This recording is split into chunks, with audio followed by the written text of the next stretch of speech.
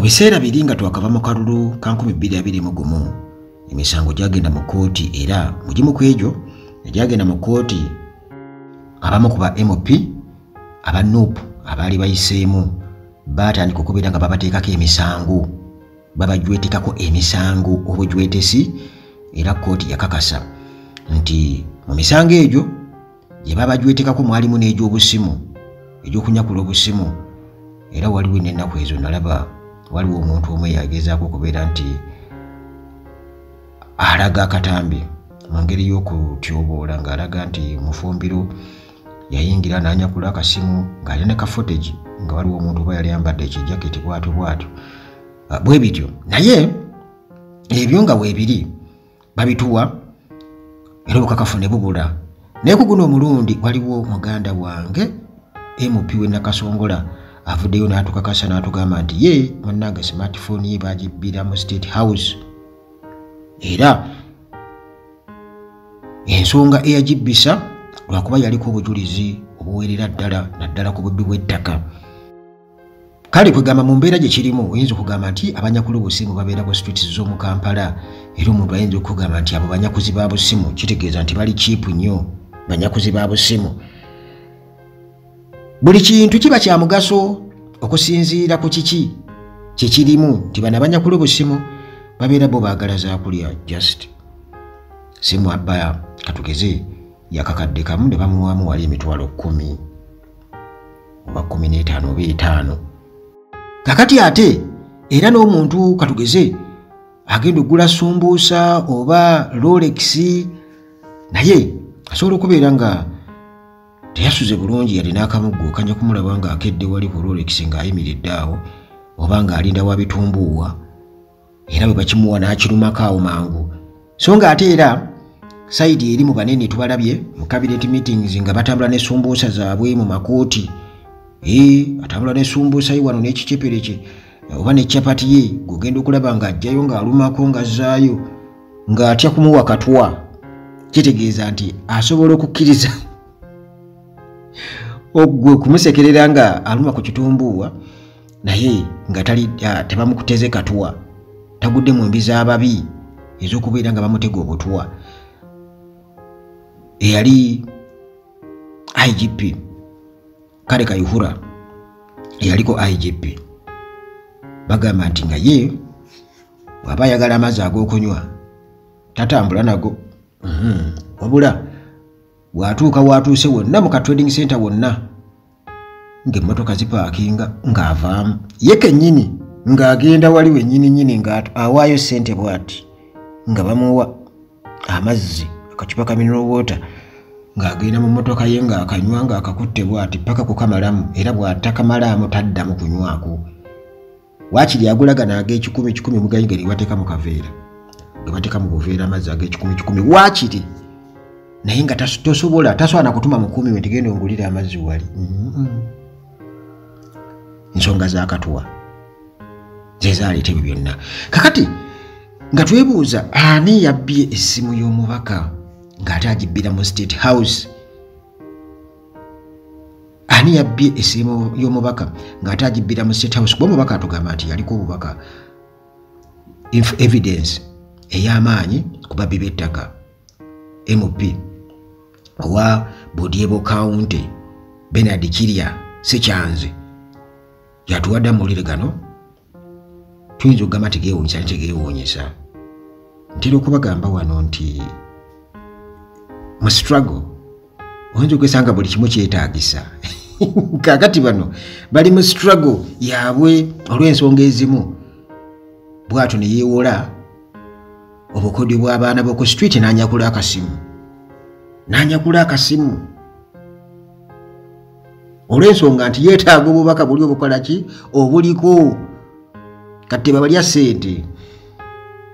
tebaddamu bagamba nti ebyo byaba batebasoma badongo baki buli kimu kyetaagisa kukisinziira ku level ki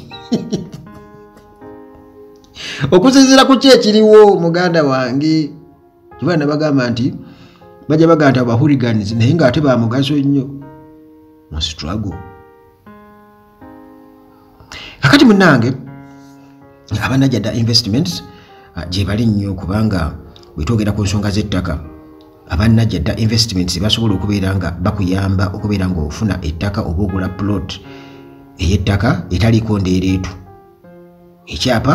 nga bamaze okubeera nga bakikebera bulungi nnyo nti kiri genuine so si duplicate ya kyapa kubanga abafere bamanyi okubeera nga bagenda mu lands ne bakolayo ebyapa ne bakolagana n'abaliyo ne bakolayo ebyapa eby'ebicupuli ne bamala okubbirako ekyapa ne bakisangulamu mu system. Kati gwe muganda wange ogenda okutuukayo nga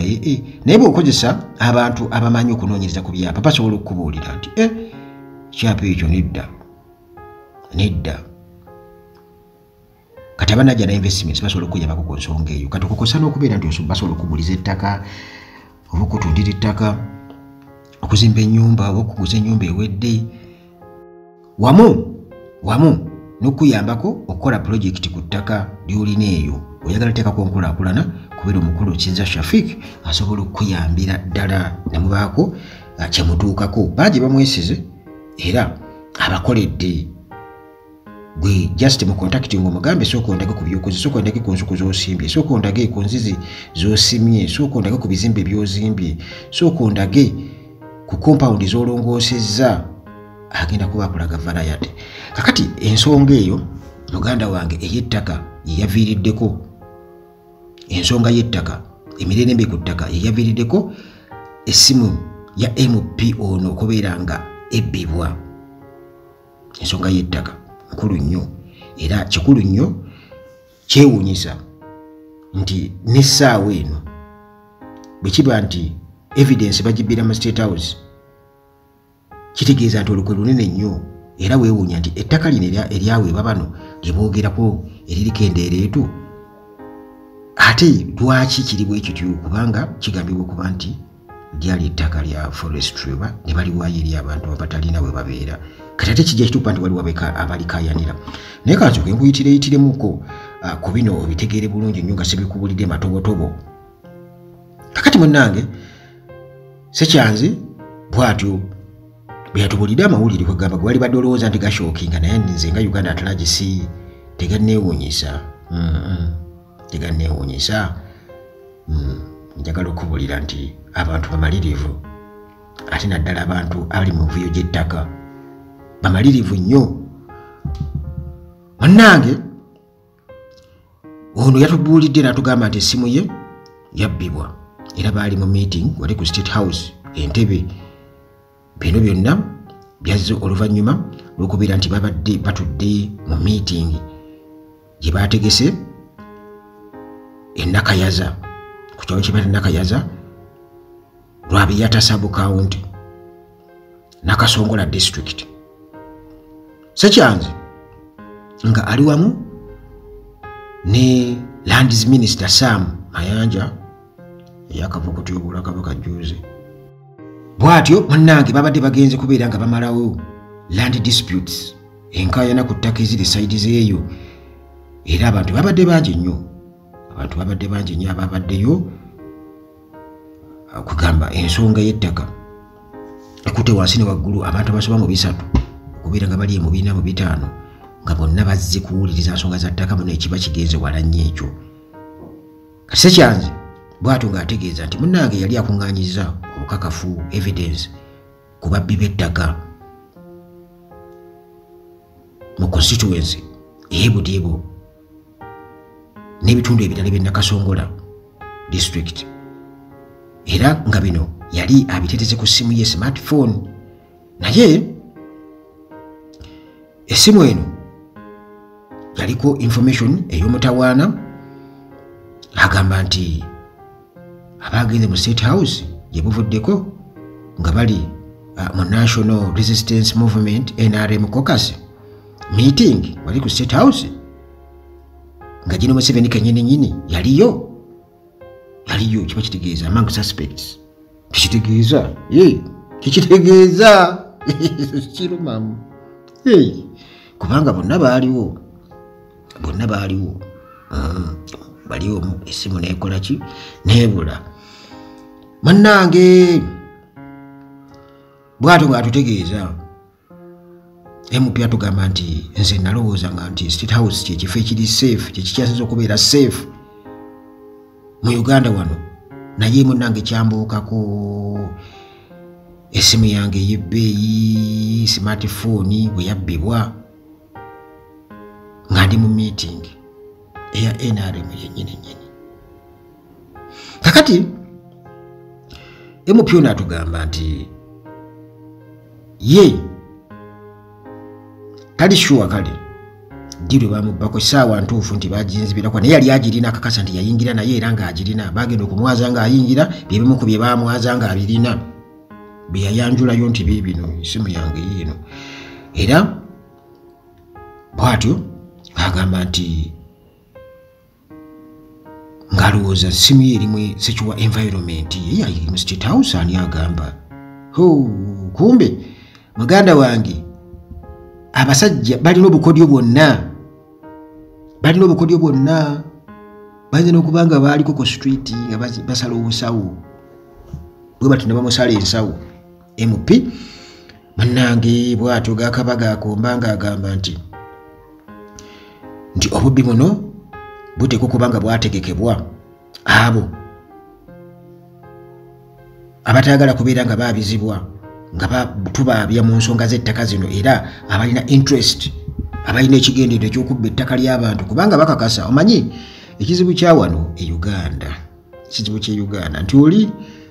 abeera nga si yayeddi katugeze oba abeera nga mbega kale naye bw'atuuka ku kyalo eyo gy'anywera omwenge atandika kweyogerako nga ye bw'ali mbega nze ndi mbega ne pisto yino kati abantu nga bamumanyi n'ababbi bamulaba nayo bagimubbako nga bawuza nti ate abantu babbye emmundu waliwo abaakuttude babba emmundu be bambega baffe betulina wano ne ku mwenge yeewaanaga bw'ali mbega era ne bagenda okubega nabo babeera bakimanyi nti ababega kakati noono naye smartphone yayinza okuba nga bulijjo yeewaana eno kwe kuli obujulizi eno nga bagiraba okuli obujulizi omanyi ababba obusimu babeera omwo kati nga mu ziclub mu night clubs nga balaba abalina zi iPhone biki era oyinza okwesanga nga omuyaaya okatugeze waliwo abeenibika mu bodaboda naye nga se bavuzi ba bodaboda babbira mu bubbizi ng'asobola okudescribinga ebintu bingi nnyo otula ku bodaboda omusajja n'akunyumiza emmotoka yo emmotoka ye eriruddawa emmuli nagikwata n'akulira n'amapuleeti yaayo n'akubuulira essaawa z'otera okuyitawo n'akubuulira nogamba ekitegeeza nti bano babeera bammanyi tolabanga bw'oba ojja mu mikwezese kati ng'ebyo wange oba wakubyedde essimu banaye munzigulirewo waggulawo kakati goluma okuva ku maini booti sipiidi baga naye bw'oba ovudde ku maini awo ekiro watuyiseko saa mwendeza ekiro naye motoka nga yabadde edduka nnyo towa gaapu muntu kukola ki kwetegeka yadde nga munnange entuuko katonda yakola ki yazireeta naye ojja misinde lwebalembera nga nembiri kwotadde misinde era oluba okuyingira bwoti ng'ekinja bazzaako kopu nga ne motoka ogibuukamu bubuusi ng'oyingira ng'oggalawo muganda wange ati kati muntu yenna oba oli awo abakuteeze tomanyi oyinza okuba nga yengeri gy'osobodde okumusima dduka muganda wange Uganda yabonkenke obunkenke bwennyini kakati munnange MP bino yita bimanyi buli kaseera awuza evidence eri wano obukakafu eno simu yange eno kale munnange kumbe abajambula balaba nti okay kati se kyanze bwatyo n'akakasa abalonzi be nti bamafiya abenyigidde mu kubba ettaka tebagenda kubeera nga batuukiriza ekigendererwa kyabwe era amaanyi gabafiira busa newankubadde nga bo babbi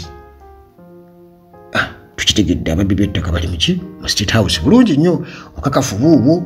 tubulina era ettaka likyabbibwa kuliko minisita Mulamba agenda atambula n'ettaka libbibwa abalibba bali eri ali eno ali mu kulandukira ku kabaka kakati yategeeza n'atugamba nti kale information agirina era wuliriza ayongera okubeera nga ate yeewaayo agamba nti naye information kale nali mugezi nnyo nakola backup era information yo negirina ku flash drive era flash drive eri mu kisenge kyange mu bedroom anti wulira olutala lututte ewuwe butereevu bannange era bwatu nakakasa nti ye yali akimanyi nti esimu ey'omubaka wa palamenti tesobola kubeera ng'ebbibwa mu state house era kino bannange tekyatwewuunyisiza nze nga nze tekyanneewuunyisiza kakati meeting eno yabadde etegekeddwa okubeera nga basala entotto ku butya bwe bayinza okubeera nga bamalawo ekibbattaka oba okumalawo disputes oba obutakkaanya emirerembe ku ttaka enakasongola abaddemu abakulembeze wamu n'abatuuze nga benkutegeezezza nti nga bali eyo mu 400 kakati wano we wali obuzibu oba ekyokwebuuza eky'amaanyi ku bubbi bw'ettaka buno kubanga ettaka lino lyebakayanira liri ku square miles 17 era nga likavaringa sub counties nga 3 Lwabiyata Nabiswera wamu ne Nabinyonyi sub counties era ettaka lino buliriza nti lyali ni managingibwa National Forestry Authority NFA oluvannyuma gavumenti nesalawo nti baliwe abantu abatalina abali landless abatalina we babeera era nga yali presidential directive kitegeeza ekiragiro kyava eri General Museveni ettaka lino lya forestry kakati tuliwe abantu babeera awo basetolinga awo kati wetwogerera essaawa eno era biva eri gye babbidde akasimu nga waliwo ate abazze batiisatiisa okuba nga bagobako abantu era nga kigambibwa okuba nti bano b'amaanyi tewali kubuusabuusa kwonna kubanga era n'akasimu bakoze eki bakanyakudde okuli information akasimu bakanyakudde era Sekyanja agamba nti bano ababbye akasimu ako muganda nga basajja b'amaanyi basajja n'abakazi ab'amaanyi ennyo era bali untouchable mafias bava mu gurupu y'abamafiya eyo naye kugamba kino kikwewuunyisa kubanga bwe kiba nti ddala yali presidential directive nga General Museveni kennyini ye yalagira n'agamba nti ettaka eryo nga bakolaganye ne National Forestry Authority nti muliwo abantu balibeereko kubanga tebalina bakola ki kiba kitegeeza nti ate teweetaagisa nakuba meeting mu bantu bano wabula just okwashuwalinga nti katulabe kale ani alyetaaga yaani ne bakiba nti alyetaaga ali untouchable awo tuli mu kunoonyereza okwaffe kati nga ffe abantu akasimu bakabbire mu State House nga mulimu buli omu ne General Museveni nga mwali kakati bwe kiba nti alyetaaga ali untouchable sooka osazeewo layini awo nze nga Uganda at large eno ndowooza yange oba eyalibawa alyetaaga eyalibawa oba alyetaaga nti yali alibaziseemu bwazisi nga bwe mweyiya ayinza oba teyabagamba nga essaawa eno baagala kuzimbawo factory bafunye investor baagala kulimawo njaga eno cannabis oba just ngambye oba sigambye nti kituufu ngambye oba just question kubanga bagambye ali untouchable mafia mu State House ate simbagibire mu State House kijja kitya kubanga nsuubira okuba nti ani wano ayinza okudefyinga directive ya General Museveni ani gwosuubira ani ye lwaki situbuuza ye General Museveni gwosuubira ani ddala wano ani ng'ettaka kubanga ettaka si kyekintu kyogamba nti ssente nti oli alikayanira then bwazikayanira ssente agenda kuzisaasaanya gazibulankaniraawo nti ettaka oli alitutte kitegeeza agenda kujja asibeko faamu oba asimbeko olusuku lw'amatooke oba azimbeko ekizimbe tukakase nti ddala ono ye yakayanira ettaka lino General Museveni lye yawa abantu eri alira forestry n'alikanya n'alitwala uyu Negero Museveni amulemeddwa ani kale munnange abatuuze era mbeera kubanga ndi omu ku bo naalibadde mbaga muleke tubuzaabuza Minisita Sam Mayanja yabaddeyo nga bwe nkutegeezezza era nga bulijjo bwakola n'ababuulira engeri gye bayinza okubeera nga balizolovingamu rangozi zino era n'abakakasa nti ebintu byonna binatambulira mu mateeka abantu abalina legitimate claims balina okubeera nga bali protected from unlawful evictions naye nga obujulizi omubaka ono owa Budyebo County MP Bernard Kirya Sekyanzi bwe yaleese sitore yo kwegamba guyinza okugamba eringa esisa naye nga tesisa yamaze okubeera nga ate yo nga bwakitubuulidde munnange kitegeeza nti answers ziri awo kumpi awo we zeetoololera era osobola okunoonya mu ansa n'ogifuna newakubadde nga obuuli obanze tugamba nti staff wamu ne ba security operatives nti nabo munnange balinidde nnyo nti beetaaga expensive phones kakati nga beetaaga okubeera nga esimu bagikola ki bagitwala nabo kubanga nabo bali awo munnange mubalabirawo bali mu State House naye batuuka n'okutondoka ne bagwa enjala eri oyina atondoka omusirikale w'esefuse n'agwa eri ng'enjala emuli bubi eyo embuzi yaliwo nga tebabawa byakulya kakati oba oli awo nti n'akasimu ako ye muganda wange akalabanga ekintu ekyebbeeyi ennyo nti bayinza okuba bye bakanyakudde mu ngeri bwetyo naye babeera mu bwe babagaba security kitegeeza babeera eri abeera ayimiridde eri n'eri bano ababawa ebyokulya nti mubawe ebyokulya baliirayo ebyokulya eyo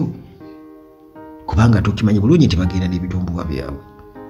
kuliko abalagajjafu bebanywerayo amazzi n'ebirala tekyandiba nti bwe kityo naye era ng'olaba munnange si kyangu nnyo kituufu kiri nti noono MP akakasa nti bamafia be bakolaki